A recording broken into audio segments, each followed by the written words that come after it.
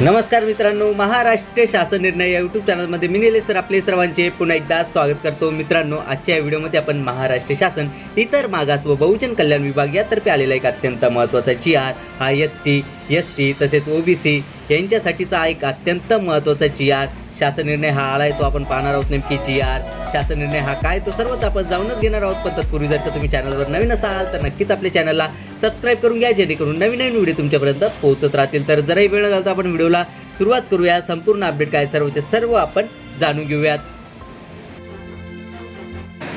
राज्यातील मॅट्रिकोत्तर म्हणजेच की पोस्ट मॅट्रिक शिष्यवृत्ती योजनांची प्रक्रिया सुलभ व पारदर्शक व कालबद्ध करण्यासाठी महा-DBT पोर्टलवर महा-IT द्वारे विकसित महा-शिष्यवृत्ती एकात्मिक संगणकीय प्रणालीचा अवलंब करण्याबाबत म्हणजेच मित्रांनो, आपण या ठिकाणी पाहू शकता राज्यातील मॅट्रिकोत्तर शिष्यवृत्ती योजना म्हणजे की 10वी पास झाल्यानंतरची जी काही शिष्यवृत्ती योजनेची जी काही प्रक्रिया आहे ती एकदम सुलभ म्हणजे की सोप्या पद्धतीने तसेच पारदर्शक व कालबद्ध करण्यासाठी जी काही महा-DBT पोर्टल जे काही आहे त्यावरील जे काही महा-IT द्वारे जे काही विकसित करण्यात आलेली जी काही महाशिष्यवृत्ती जी काही आहे ती एकात्मिक संगणकीय प्रणालीचा अवलंब हा करण्यासाठीचा हा जो काही आहे तो अत्यंत महत्त्वाचा GR शासन निर्णय आला आहे। आपण त्याबद्दलची संपूर्ण अपडेट समोर पाहणार आहोत। पण तत्पूर्वी आपण पाहू शकता की महाराष्ट्र शासन इतर मागास व बहुजन कल्याण विभाग यातर्फेचा हा GR शासन निर्णय हा आला आहे। आपण या ठिकाणी पाहू शकता की दिनांक 23 मे 2026 म्हणजे की आज आणि आत्ताचा आलेला हा अत्यंत महत्त्वाचा GR आहे आणि लगेच मी तुमच्यापर्यंत हा पोहोचवत आहे। चला तर याबद्दलची जी काही संपूर्ण अपडेट आहे सर्वचे सर्व आपण जाणून घेऊयात। नेमकी प्रक्रिया ही कशी असणार आहे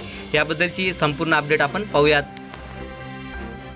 शासन निर्णय राज्यातील सर्व मॅट्रिकोत्तर म्हणजे की पोस्ट मॅट्रिक शिष्यवृत्ती योजना शैक्षणिक वर्ष 2026 ते 27 पासून महाशिष्यवृत्ती या एकात्मिक संगणकीय प्रणालीद्वारे महा-DBT 2.0 पोर्टलवर राबविण्यात येणार आहे। त्या अनुषंगाने या विभागाद्वारे राबविण्यात येणाऱ्या व अंमलबजावणी करण्यात येणाऱ्या इ-माव व वी-जा-भज व वी-मा-प्र या प्रवर्गातील विद्यार्थ्यांकरिता मॅट्रिकोत्तर पोस्ट मॅट्रिक शिष्यवृत्ती योजनांसाठी सदर महा-DBT 2.0 पोर्टलवरील महाशिष्यवृत्ती एकात्मिक संगणकीय प्रणाली याद्वारे लागू करण्यात येणार आहे।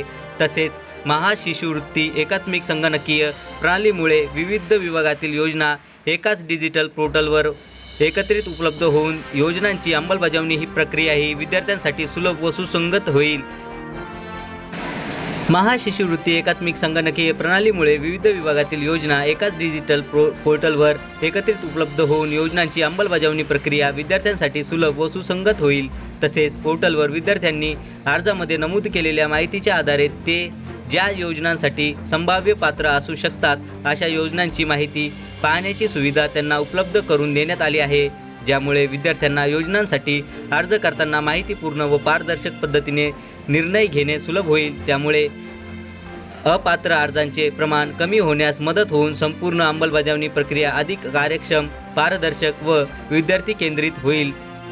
तसेच विद्यमान ऑनलाईन प्रणाली 130 पेक्षा अर्ज माहिती क्षेत्रांना म्हणजेच ॲप्लिकेशन फिलेड योजनानिहाय भरावे लागतात। या प्रणालीमुळे सदर फील्ड्सची संख्या कमी करून ती 65 क्षेत्रांपर्यंत मर्यादित करण्यात आली आहे। तसेच विद्यार्थ्यांना सादर करावी लागणारी कागदपत्रांची संख्याही कमी करण्यात आली असल्याने त्यांना पुनरावृत्ती स्वरूपातील माहिती भरणे व कागदपत्रे सादर करणे टाळण्यासाठी आधार, CET सेल शासकीय डेटाबेसमधून माहिती व कागदपत्रांचे ऑटो फेच लागू करण्यात येत असून त्यामुळे अर्जांची छाननी व मंजुरी प्रक्रिया जलद गतीने करणे शक्य होणार आहे। तसेच शिष्यवृत्ती नूतनीकरण प्रक्रियेत देखील प्री फील्ड रिन्युअल ॲप्लिकेशनद्वारे सुलभ करण्यात येत असून विद्यार्थ्यांना केवळ शुल्क भरण्याचा तपशील व इतर बदल झालेली माहिती अद्ययावत करावी लागणार आहे।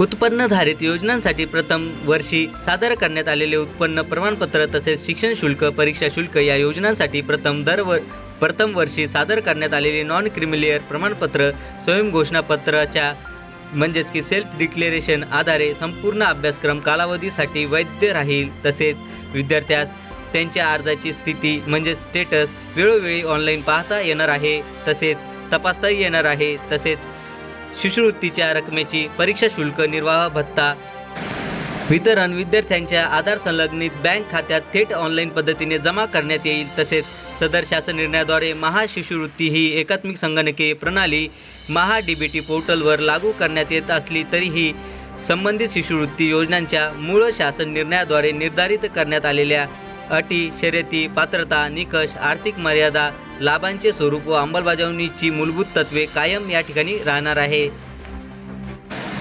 प्रस्तुत प्रणाली ही अर्ज भरणे, अर्ज तपासणे, शिष्यवृत्ती मंजुरी, शिष्यवृत्तीच्या रकमेचे हस्तांतरण व अर्जाचे नूतनीकरण प्रक्रिया इत्यादी बाबी सुलभ, पारदर्शक व कालबद्ध करण्यासाठी तांत्रिक व प्रशासकीय सुधारणा म्हणून लागू करण्यात येत आहे. तसेच मॅट्रिकोत्तर योजनांच्या शासन निर्णयांमध्ये वेळोवेळी करण्यात आलेले सुधारित बदल, शुद्धीपत्रके, परिपत्रके व पूरक सूचना यानुसार महाशिष्यवृत्ती संगणकीय प्रणाली MHA-ITने वेळोवेळी बदल करणे आवश्यक राहील. तसेच सदर महाशिष्यवृत्ती प्रणालीमार्फत विद्यार्थ्यांना अर्ज करण्याची कार्यपद्धती www.mahadbt2maharashtra.gov.in या संकेतस्थळावरील युजर मॅन्युअलमध्ये सविस्तरपणे देण्यात आलेली आहे.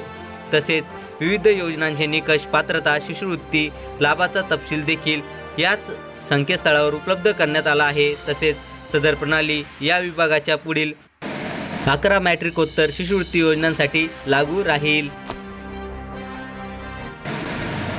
यामध्ये सर्वात प्रथम जे काय आहे ते म्हणजे की इ-मा व प्रवर्गाच्या विद्यार्थ्यांना मॅट्रिकोत्तर शिष्यवृत्ती लागू राहणार आहे. त्यानंतर वी-जा-ब-ज प्रवर्गाच्या विद्यार्थ्यांना मॅट्रिकोत्तर शिष्यवृत्ती लागू. त्यानंतर औद्योगिक प्रशिक्षण संस्थातील प्रशिक्षणार्थ्यांना विद्यावेतन या ठिकाणी लागू असणार आहे. त्यानंतर व्यावसायिक पाठ्यक्रमातील शिकणाऱ्या विमुक्त जाती, भटक्या जमाती व विशेष मागास प्रवर्गाच्या विद्यार्थ्यांनाही या ठिकाणी विद्यावेतन योजना ही लागू राहणार आहे. यानंतर वी-मा-प्र या प्रवर्गाच्या विद्यार्थ्यांना मॅट्रिकोत्तर शिष्यवृत्ती. यानंतर इयत्ता 10वीच्या परीक्षेत विशेष प्रावीण्य मिळवून इयत्ता 11वीमध्ये प्रवेश घेतलेल्या व 12वीमध्ये शिकणाऱ्या विमुक्त जाती, भटक्या जमाती व विशेष मागास प्रवर्गाच्या विद्यार्थ्यांना राजर्षी शाहू महाराज गुणवत्तापूर्व शिष्यवृत्ती. यानंतर वी-जा-भ-ज प्रवर्गाच्या विद्यार्थ्यांना शिक्षण शुल्काचे व परीक्षा शुल्काचे प्रदान. त्यानंतर इतर मागास प्रवर्गाच्या विद्यार्थ्यांना शिक्षण शुल्काचे व परीक्षा शुल्काचे प्रदान. त्यानंतर वी-मा-प्र प्रवर्गाच्या विद्यार्थ्यांना शिक्षण शुल्काचे व परीक्षा शुल्काचे प्रदान. त्यानंतर व्यावसायिक अभ्यासक्रमास इ-मा व प्रवर्गातील मुलींना परीक्षा शुल्क व शिक्षण शुल्काचे प्रदान.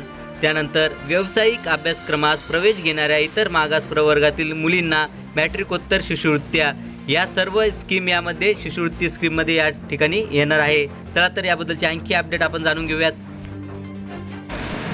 या शासन निर्णयासोबत परिशिष्ट अ मध्ये शिष्यवृत्ती योजनांच्या अर्जाचा नमुना जोडला आहे. उपरोक्त सर्व सुधारणा शैक्षणिक वर्ष 2026 ते 27 पासून अंमलात येतील. त्या अनुषंगाने या विभागाच्या आधिपत्याखालील संचालक इतर मागास बहुजन कल्याण संचालनालय पुणे यांनी आवश्यक ती कारवाई तातडीने करण्याची दक्षता घ्यावी. तसेच सदर शासन निर्णय महाराष्ट्र शासनाच्या www.maharashtra.gov.in या संकेतस्थळावर उपलब्ध करण्यात आला असून त्याचा संगणक संकेतांक हा 2026051315143234 असा आहे. म्हणजेच मित्रांनो, जर का तुम्हाला हा जो काही GR आहे हा जर का क्रॉस चेक किंवा डाउनलोड हा जर का करायचा असेल तर ही जी काही आपली महाराष्ट्र शासनाची ऑफिशियल वेबसाईट आहे यावर जाऊन तुम्ही डायरेक्टली हा GR डाउनलोड करू शकता. करायला जमला नाही तरी काही हरकत नाही. व्हिडिओच्या खाली डिस्क्रिप्शन बॉक्समध्ये मी आपल्या टेलिग्राम चॅनलची लिंक दिली आहे, तिथून तुम्ही याबद्दलची सविस्तर PDF डाउनलोड करू शकता.